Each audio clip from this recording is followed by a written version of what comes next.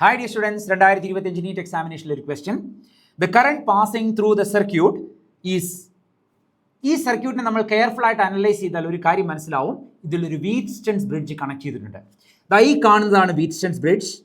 അതിൽ ഈ resistance right top, ഈ റെസിസ്റ്റൻസ് റൈറ്റ് ബോട്ടം, ഇത് ലെഫ്റ്റ് ടോപ്പ്, ഇത് ലെഫ്റ്റ് ബോട്ടം. ഈ കാണുന്നത് സെൻട്രലാണ്. അപ്പോൾ നമുക്ക് ഇവരെയെല്ലാം ഒരു സർക്യൂട്ടിലേക്ക് കണക്ട് ചെയ്യാം. ഇതുപോലെ left top, right top, left bottom, right bottom, സെൻട്രലാണ്. ഇതുപോലെ ഞാൻ കണക്ട് ചെയ്തു. ലെഫ്റ്റ് ടോപ്പ് എന്ന് പറയുന്നത് 3 ohm, ഇവിടെ 3 ohm കണക്ട് ചെയ്തു. റൈറ്റ് ടോപ്പ് 5 ohm ഇവിടെ കണക്ട് ചെയ്തു. ലെഫ്റ്റ് ബോട്ടം 1.5 കണക്ട് ചെയ്തു. റൈറ്റ് ബോട്ടം 2.5 കണക്ട് ചെയ്തു. സെൻട്രൽ ആം 6 ohm ആണ്. ഓക്കെ, ഇനി അടുത്ത സ്റ്റെപ്പിൽ നമ്മൾ ഇവരെ ബ്രിഡ്ജ് ബാലൻസ്ഡ് ആണോ എന്ന് ചെക്ക് ചെയ്യും. എങ്ങനെ ചെക്ക് ചെയ്യും? Left top by right top എന്ന് പറയുന്നത് left bottom by right bottom ആയിരിക്കണം. Left top by right top 3/5 എന്ന് പറയുന്നത് എത്രയാ? കട്ട് ചെയ്ത് കഴിഞ്ഞാൽ 2 കൊണ്ട് കട്ട് ചെയ്താൽ 1.5/2.5 എന്ന് കിട്ടി. അത് തന്നെയാണ് ലെഫ്റ്റ് ബോട്ടം ബൈ റൈറ്റ് ബോട്ടവും 1.5/2.5. സോ ബ്രിഡ്ജ് ബാലൻസ്ഡ് ആണെന്ന് മനസ്സിലായി.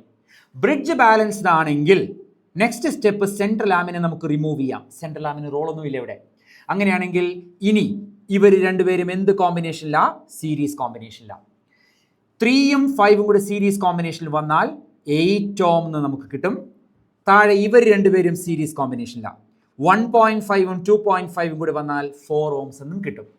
ഇനി ഈ രണ്ടാൾക്കാരും പാരലൽ കോമ്പിനേഷനിലായതുകൊണ്ട് അവരുടെ ഇഫക്റ്റീവ് R1R2/R1+R2 എന്ന് എടുക്കാം. സോ 8 × 4/8 + 4 എന്ന് വരും. 32/12 എന്ന് വരും. അല്ലെങ്കിൽ 8/3 എന്ന് കിട്ടും. ഞാനപ്പോൾ സർക്യൂട്ടിനെ ഇനി മാറ്റി വരയ്ക്കാൻ പോവുകയാണ്.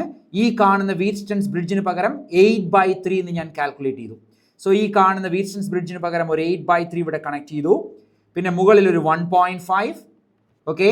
പിന്നെ ഇവിടെ ഒരു 5.5, ഓക്കെ. പിന്നെ താഴേക്ക് വരുമ്പോൾ ഇവിടെ ഒരു സെൽ കണക്ട് ചെയ്യുന്നു, ഓക്കെ. ഇവിടെ ഒരു 1/3. ഇനി ഈ സർക്യൂട്ട് നോക്കിയാൽ ഇവരെല്ലാം സീരീസിലാണെന്ന് മനസ്സിലാവും. ക്വസ്റ്റ്യൻ വളരെ എളുപ്പമായി. 8/3ഉം 1/3ഉം കൂടെ സീരീസിൽ വന്നാൽ 9/3. 9/3 എന്ന് പറയുന്നത് 3. 3ഉം 1.5ഉം കൂടി സീരീസിലെടുത്താൽ 4.5. 4.5ഉം 5.5ഉം കൂടി സീരീസിലെടുത്താൽ 4.5 + 5.5 10 എന്ന് കിട്ടും. സോ ടോട്ടൽ റെസിസ്റ്റൻസ് 10 എന്ന് കിട്ടി. വോൾട്ടേജ് 5 volts എന്ന് ഇവിടെ തന്നിട്ടുണ്ട്. Voltage is 5. സോ കറണ്ട് നമുക്ക് കാൽക്കുലേറ്റ് ചെയ്യാം. ഓംസ് ലോ ഉപയോഗിക്കാം. V/R 5/10 എന്ന് വരും. ആൻസർ 0.5 amperes എന്ന് കിട്ടും. Option 3 is correct answer.